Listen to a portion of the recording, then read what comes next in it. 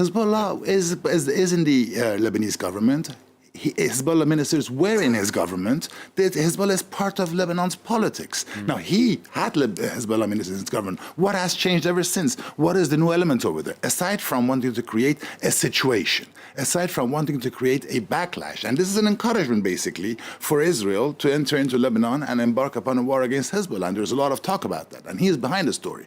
You're looking at a situation whereby this is not good for Hezbollah. Hezbollah was delighted in the fact that they could maintain stability in the country. Hezbollah was delighted that they could organize a functioning government with a Sunni prime minister who was a pro-Saudi individual. This is not good for Iran. It's not good for Hezbollah. It's good for the Saudi rhetoric that is trying to wreak havoc in the area. It is good for them by finger-pointing at Iran and blaming everything on Iran. Salman al-Ansari, do you wish that Saad Hariri had not made that announcement from Riyadh? Actually, it's very important to respond to a point that your honorable guest has mentioned. He avoided saying that Hezbollah is linked to Iran, even though Hassan Nasrallah disagrees with him. And he said publicly, and it's on YouTube, that Hassan Nasrallah gets all the support from the radical Iranian regime. I don't know if he wants to be more of a Hezbollah sympathizer more than Hassan Nasrallah. That's interesting.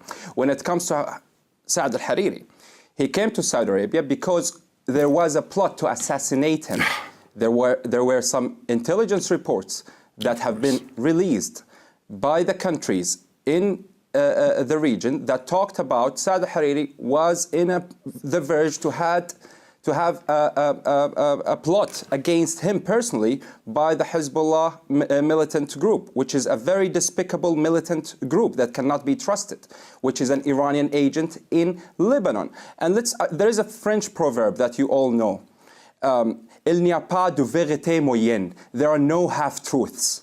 The only truth about Hezbollah is that it's an Iranian agent that wants to disturb and destroy the Arab world through this militant ideology that does not want no good for the country around it and for the whole world, specifically in Europe and in the United States and everywhere. And we all know how Hezbollah is in the sanctioned list of the United Nations and the U.S. Treasury Department and the U.S.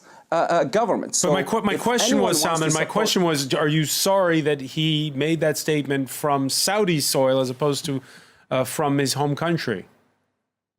Actually, if it's going to be for his safety, I would say, no, it's good that he made it in Saudi or any other place other than Lebanon, as long Hezbollah is still controlling the country in Lebanon. This is not something to be acceptable. And I'm pretty sure that there is a regional and global consensus and agreement to combat all the Iranian-backed militias and their advocates and their promoters and the people who support them, even by words.